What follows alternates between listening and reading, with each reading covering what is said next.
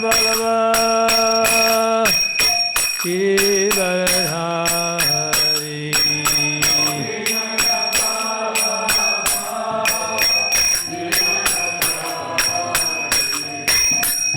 Jasodanandana Brajajana Ranjana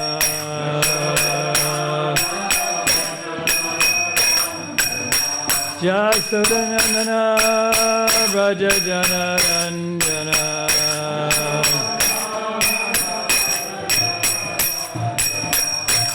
Samunatira Bonachari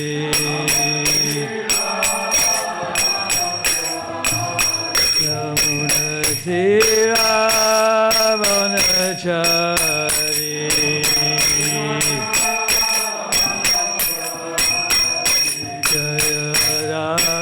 Madhava Kunja Vihari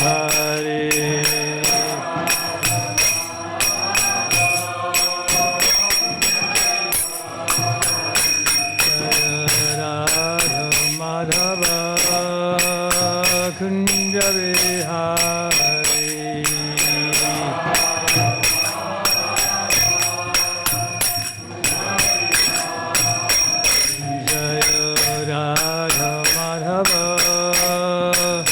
Kunja Vihari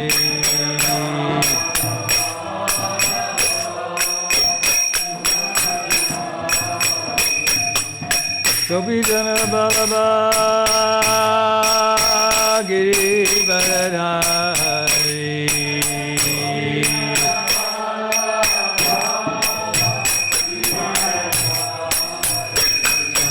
Gopijana Balaba Giridharadhari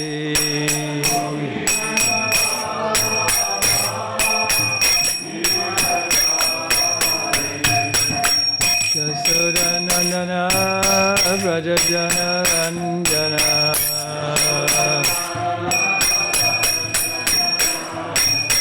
Jasodanandana Brajajana Ranjana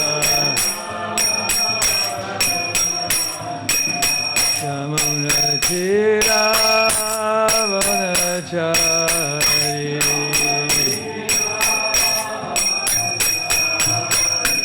Yamunatira Vanachari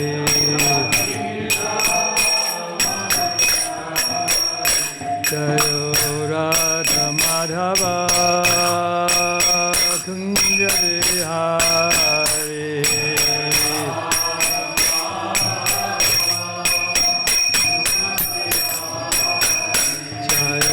Radha Madhava Kunja Vihari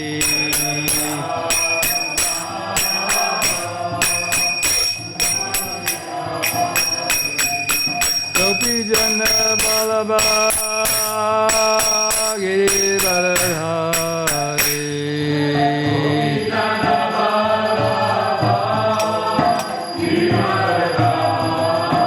Jaya Gopijana Balaba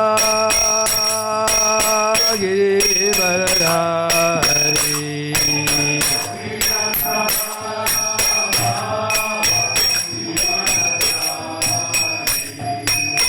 Jasodanandana Brajajana Ranjana Jasodanandana Brajajana Ranjana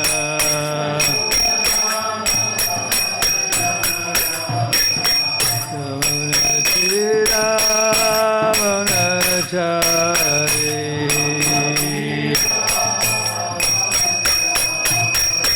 Yamunatira Vanachari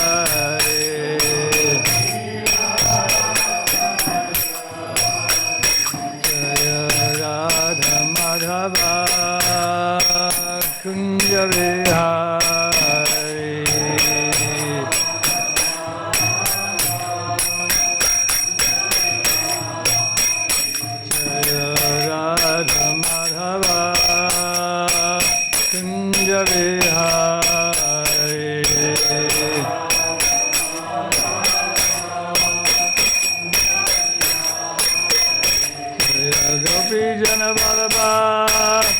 Giridharadhari.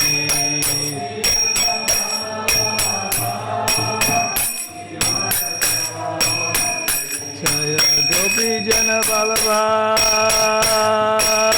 Giridharadhari.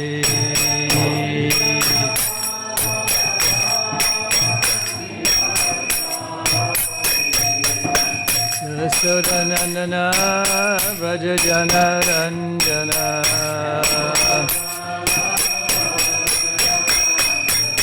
Yasodanandana Vraja Jana Ranjana.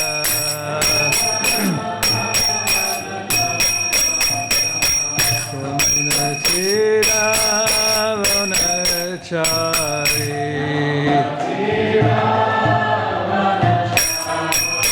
Yamunatira Vanachari.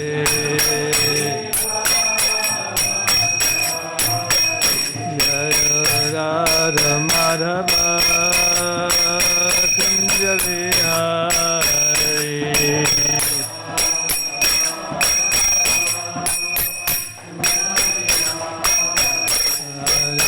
Hare Krishna, Krishna Krishna, Hare Hare, Hare Rama,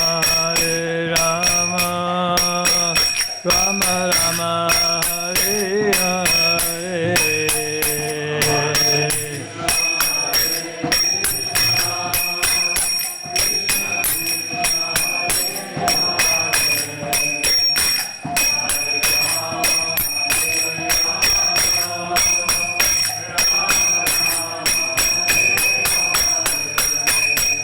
Hare Krishna,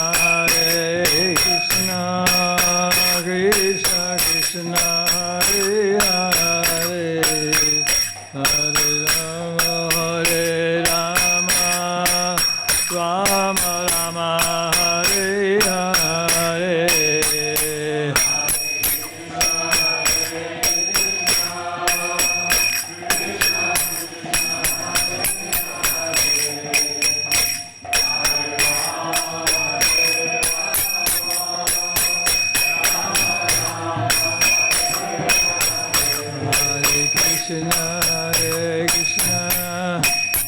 Krishna Krishna, Hare Hare, Hare Rama, Rama Rama, Hare Hare.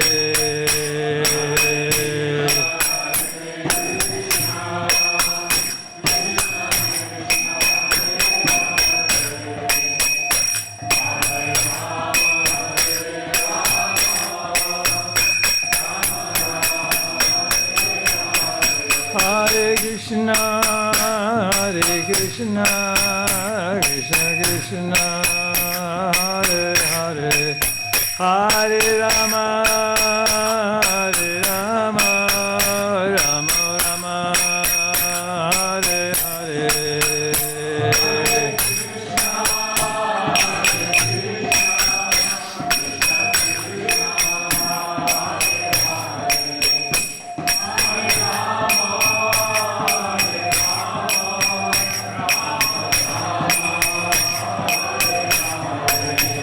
Hare Krishna,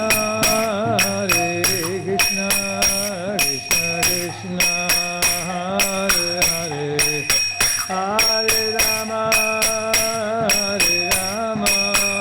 Rama Rama, Hare Hare.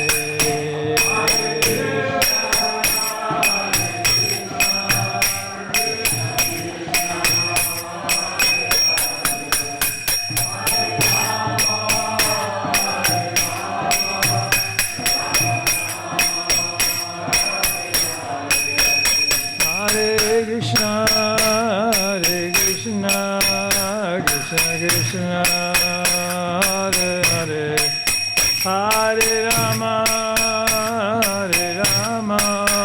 Rama Rama, Hare Hare.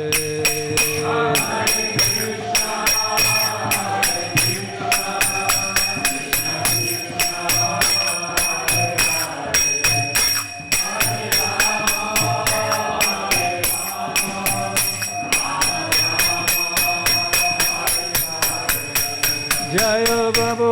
Jaya Prabhupada, Jaya Prabhupada, Jaya Prabhupada.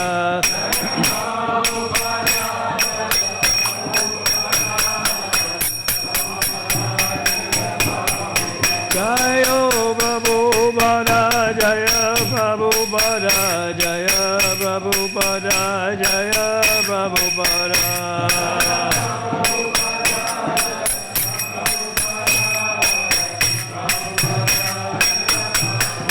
Jaya Prabhupada, Jaya Prabhupada, Jaya Prabhupada, Jaya Prabhupada.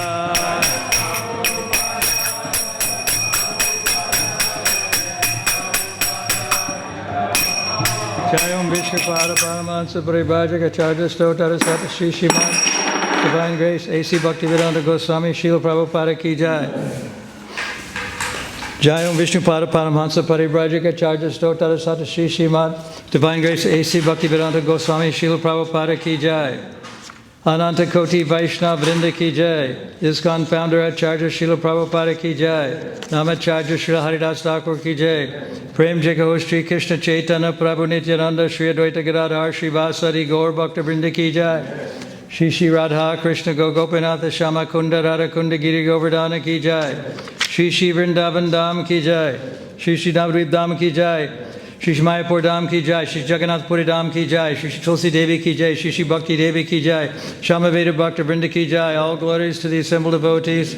All glories to the assembled devotees. All glories to Shri Shri Guru and Shri Gauranga Narayanam Namaskritam Naram Chaivam Narottamam Devim Saraswatim Vyasam Tato Jayamudidayet Nasta Prayeshu Abhadreshu Nityam Bhagavata Sevaya Bhagavati Uttama Shlokir Bhaktir Bhavati Naishtiki.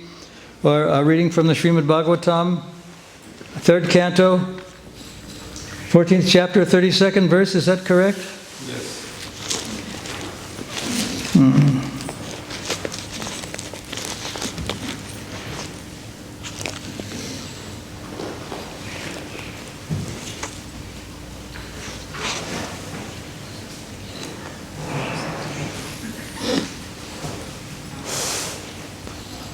Eyeglasses here.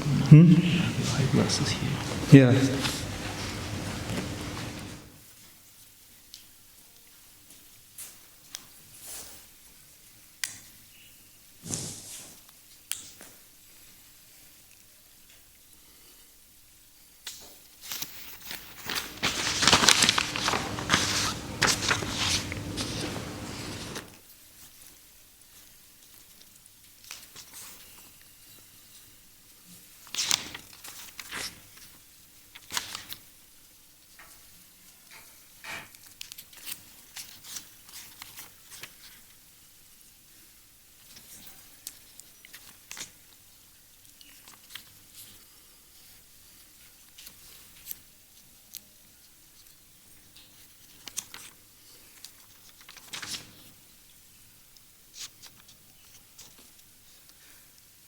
Ato Pasprisha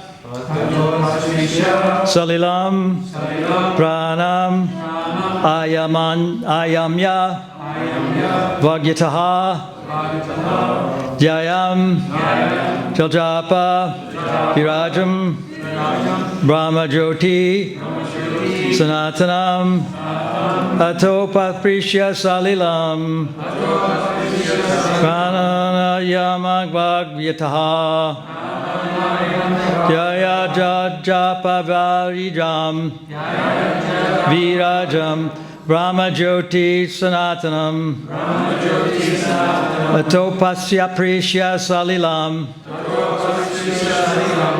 Pranam Ayamanyava Gayata Prananjamya Bhagam Yitaha Jayanam Prajapa Virajam Brahma Jyoti Sanatana Atopasprishya Salilam Atopasprishya Salilam Pranamayama Bhagyata Jayam Jajapa Virajam Jayam Jajapa Virajam Brahma Jyoti Sanatanam Brahma Jyoti Sanatanam Topas Precious Alina, Atopas Prisha Salilam, Prananahamyavagyata, Prananayam Avagyataha, Japa Viraja, Yayam Jalapa Virajam, Ramajoti Sanatana, Brahma Jyoti Sanatanam, Topas Precious Alilam, Atopas Prisha Salilam, Prananahamyavagyata, Prananayamam Yavagyataha, Yam Japa Viraja, Yayan Jatapa Virajam, Ramajoti Sanatana, Brahma Jyoti Sanatanam, Topas Precious Alilam, Topas Precious Alilam, Aham Pranamayam Bhag, Yayam Japa Virajam, Jayam Jajapa Virajam, Ramajoti Sanatana. Brahma Jyoti Sanatanam. Ladies, Topas Prisha Salilam, Prananayam Vagrita, Anandjapa Virajam,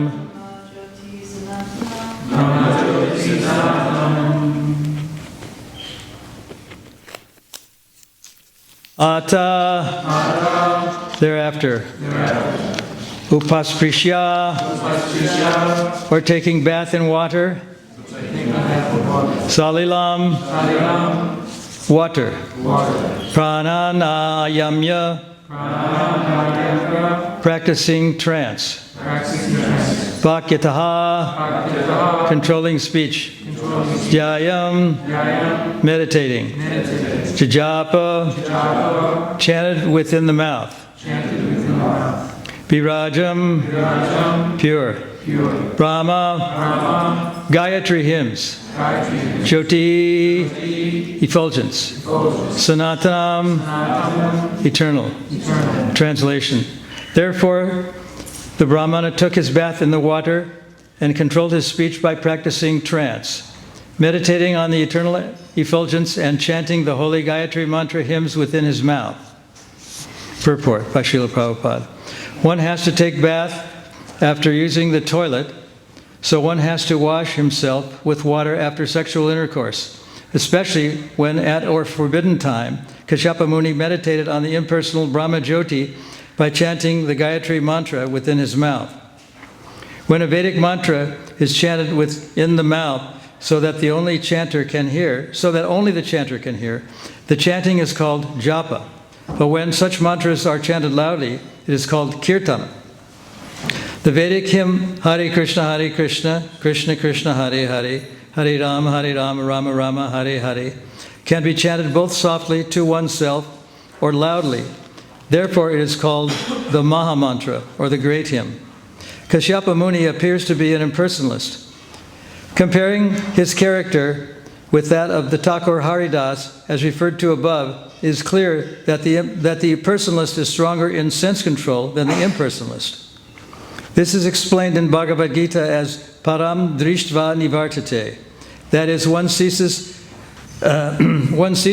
to accept lower grade things when one is situated in a superior condition. One is supposed to be purified after taking bath and chanting Gayatri.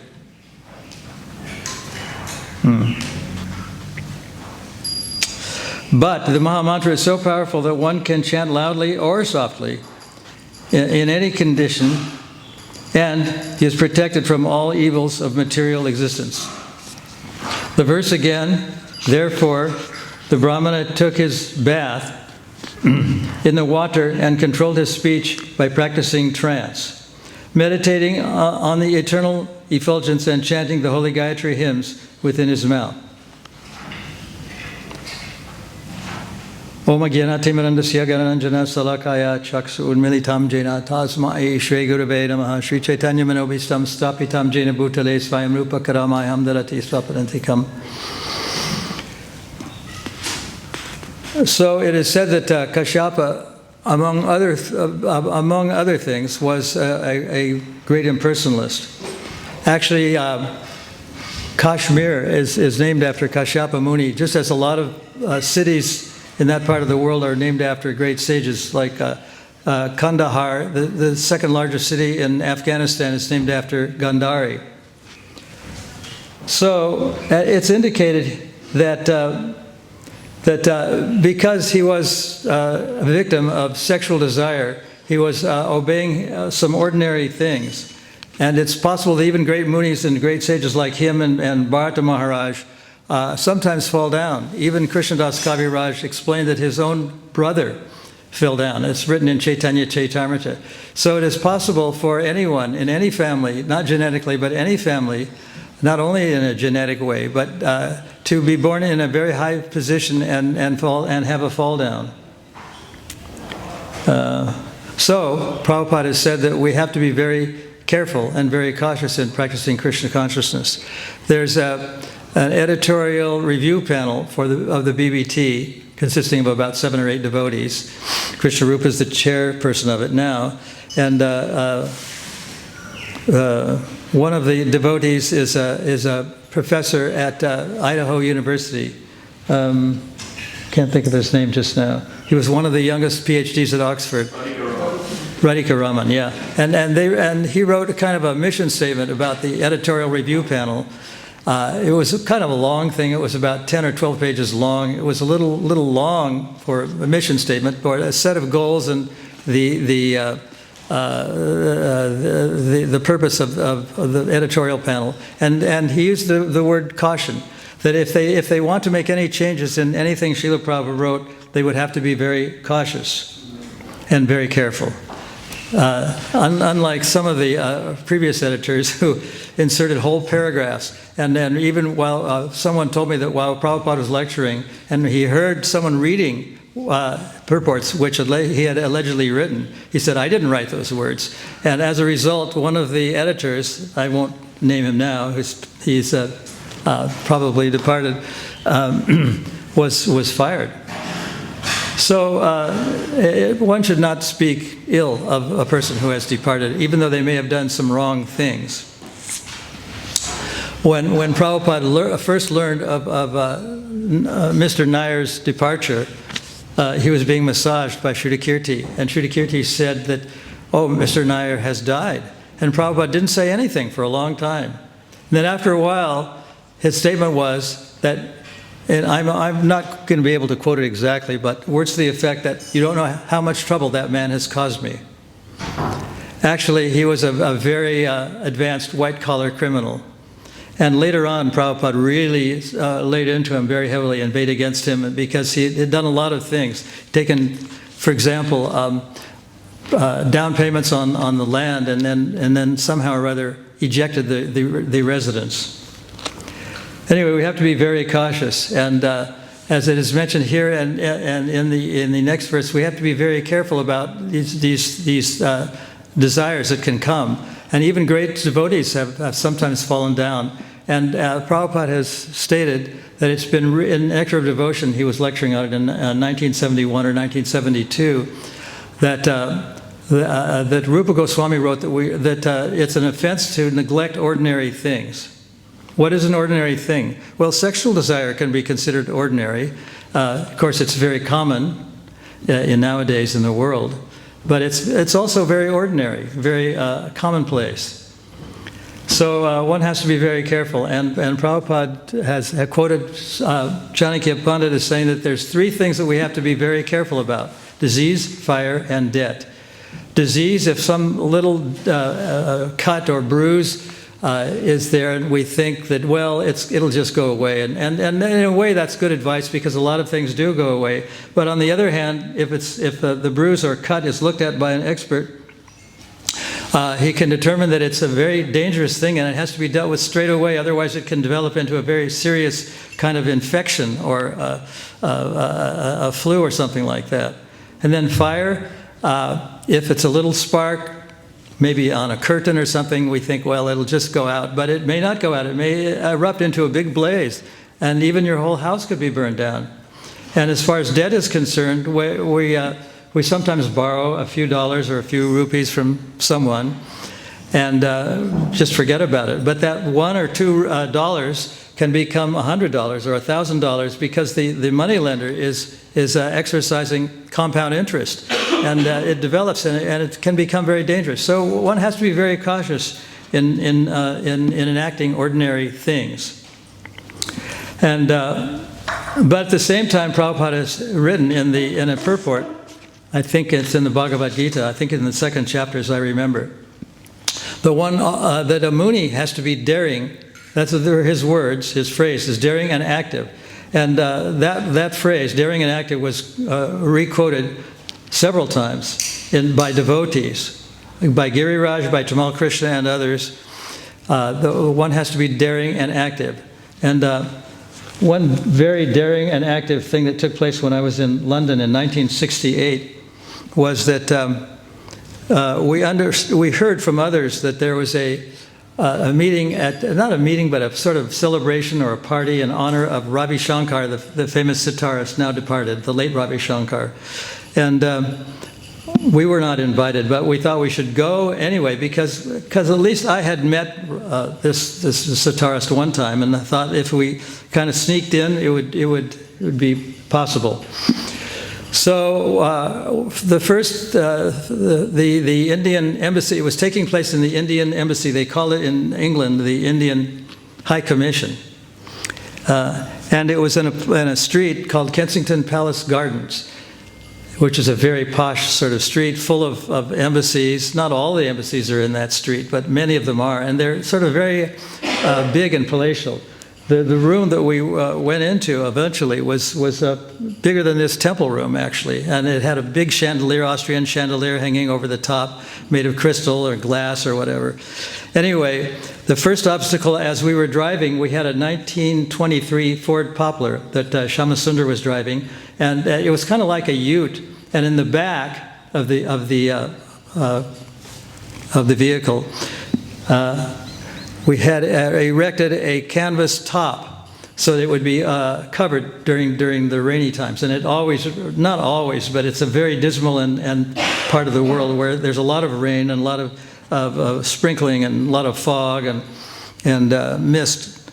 So the first obstacle was, as we approached the street, it wasn't very far away from the temple, was the gate. The gate was about 4 meters tall, and it was made out of iron. And it was closed, slightly open, but it was that was the first obstacle. And the second obstacle was once we got inside the gate, we had to pass a toll, not a toll booth, but a kiosk that was a guard sort of thing. He was in there, and he was watching, and he looked us at our car, and thought, well, this is really a jalopy. It's 20 years old, and I mean, what's going on here? And he looked at the driver and the people in the back who were dressed all dressed up, and he thought, well, okay, somehow Krishna arranged that we got in, and he let us pass the guard gate. So as we just inside the guard gate, a little ways up Kensington Palace Gardens was the Indian embassy, and in the Indian embassy, like a lot of the embassies, there was a curved road, kind of a half-circle road. And it was full of late model 1966, 67 cars, Jaguars, Mercedes-Benz, Rolls-Royces, Fiats, and Porsches, and things like that. And then we drove into the midst of them with talk about being daring and active. We had to be daring and active to go there at all. And I had a friend who was from India, and I thought maybe she would help us. And I said, are you going to this garden party?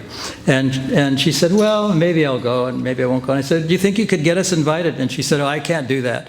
So we decided to go anyway. Even though we weren't invited, we were kind of like uninvited guests in an old car, an old beat-up jalopy, you might say. And it was parked among these late model cars that were all, you know, very shiny and new and black and gray and whatever.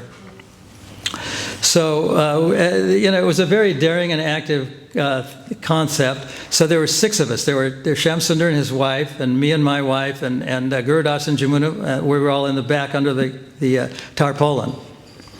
And we didn't know what to say. So we came to the front door, and there were about 5 steps leading up to the front door. And a doorman kind of guy stepped down, and he said, well, who are you? He looked at us up and down, and he said, well, who are you? And we didn't know what to say. And so I just said, oh, we're the International Society for Krishna Consciousness. And he kind of looked a little bit closer, and then he nodded his head a few times. Then he went up the stairway, And then he went up into the opening of the doorway that led into the big hall where they were drinking martinis under the chandelier. And in a very loud voice, he said, "International Society for Krishna Consciousness," like we were announced. I mean, we didn't know what to say. And then in the middle of the room was the guest of honor, Ravi Shankar, the sitarist, the late sitarist. And he raised his arm and he waved to us like as if we were old friends. And I had met him maybe once or twice, and he didn't know anybody else. But as soon as he's acknowledged our presence, we were admitted, and we went into the room. And then, because we didn't drink martinis or anything, we told them that if they were going to give us any drinks on the tray, it would have to be like, free of alcohol.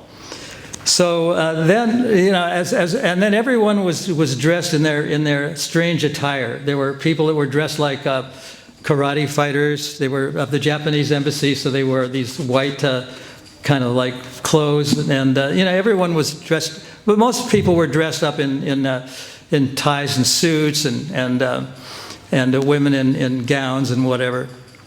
And then the High Commissioner, a Mr. Dhawan, SS Dhawan, he was dressed in a suit and tie, and he looked us up and down and he said, "You're dressed like people dress in India, and I'm dressed like people dress in England." And he was wearing a suit and tie, and we were wearing devotional clothes, with tilaks, of course, very obvious. And we weren't drinking anything but 7-Up and plain 7-Up and plain Coca-Cola.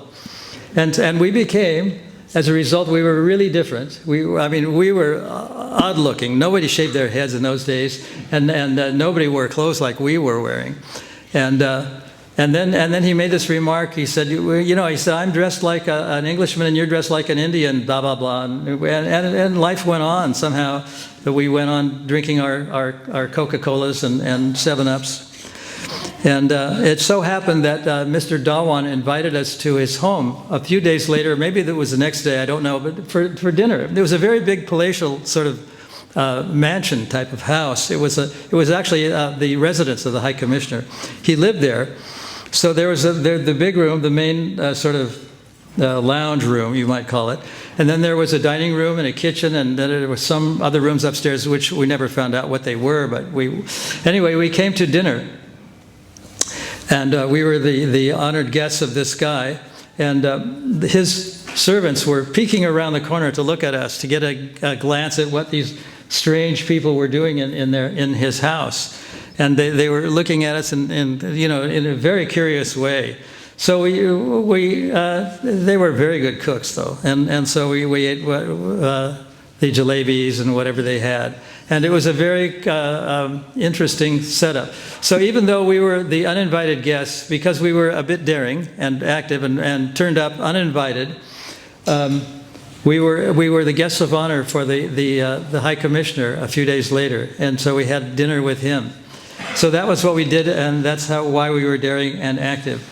Then I don't think there's time, but I want to tell a little bit about how that song, Govindamari Purusham, came into existence. But I think we'll have to save that for another time because we're sort of running out of time. Any comments or questions anyone wants to make, or anything you want to say about anything? Yes? How does the Adi Purusham song come about? Well, I said I would say that next time because it's kind of a long story, and I want to tell it in detail. It is a nice story, though. And one thing I can say about it is that Prabhupada liked that song very much, and he asked for it to be played all over the world in every temple, every day, 7 days a week, at the time of the greeting of the deities. And to my knowledge, that's observed even now. And because it's a song that we don't charge money for anyone that comes here to this temple, the people that own the copyright can't fine us because we're not breaking any copyright laws, because we're not selling it. Anyway, you were going to say something? Yeah. I want to warn you that whatever you say is being picked up in Johannesburg and Paris and many other places. Thank you for your story. My question is in regards to the verse and your points that you were making earlier about desires and having to be really cautious and careful about where you go with them, especially with Krishna consciousness.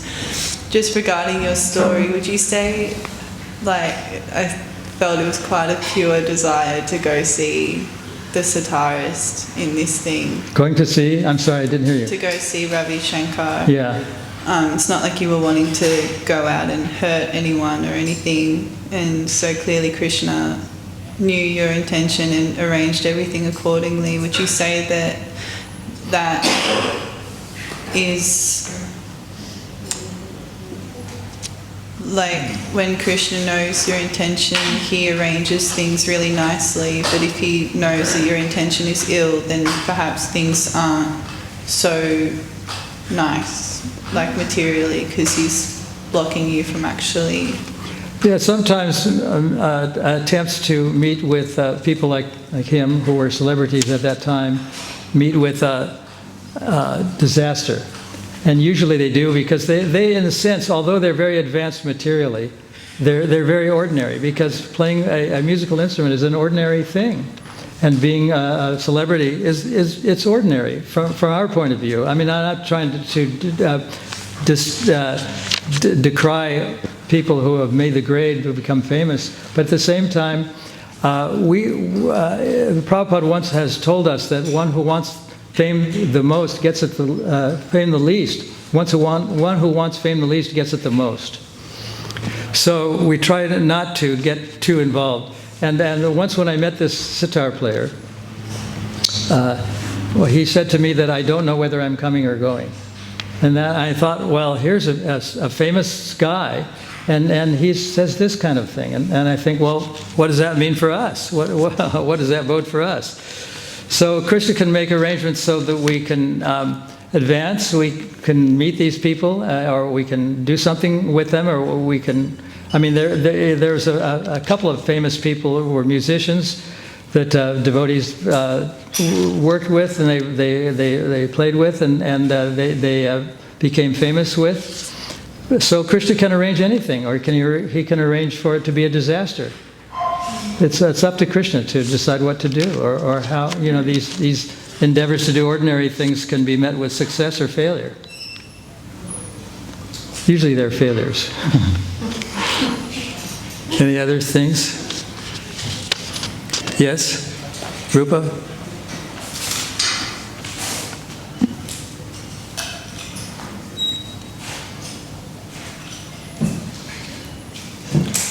Maharaj, you're talking about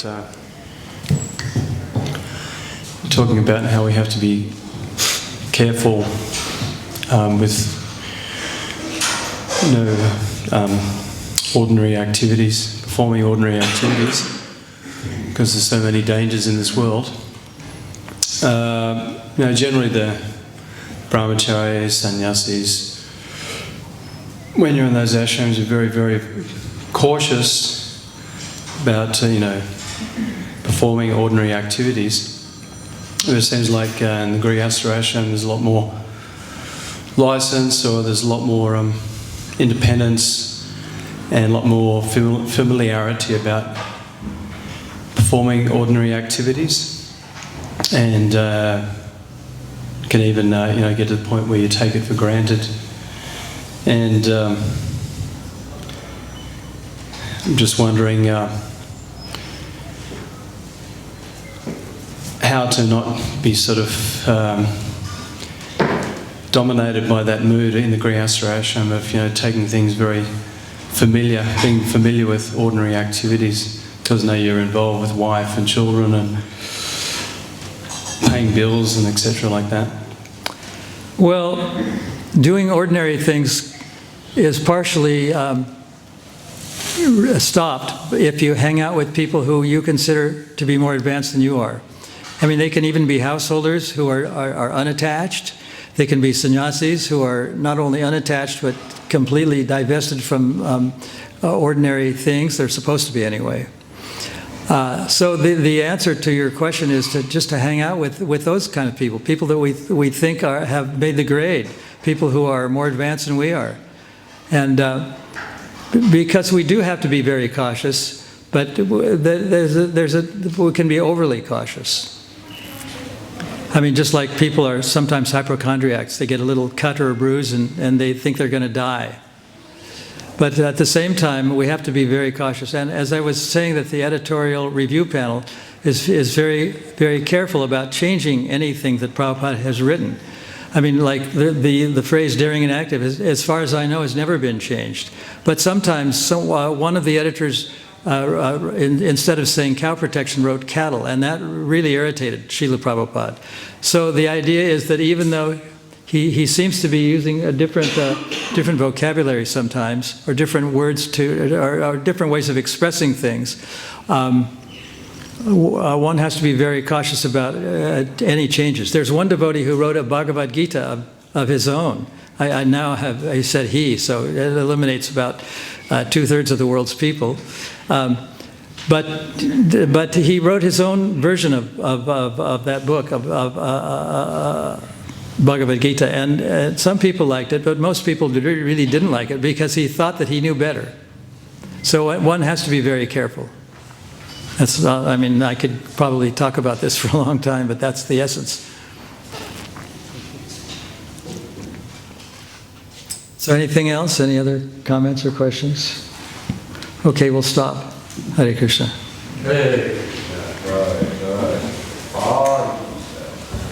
Solis Mukund Maharaj ki.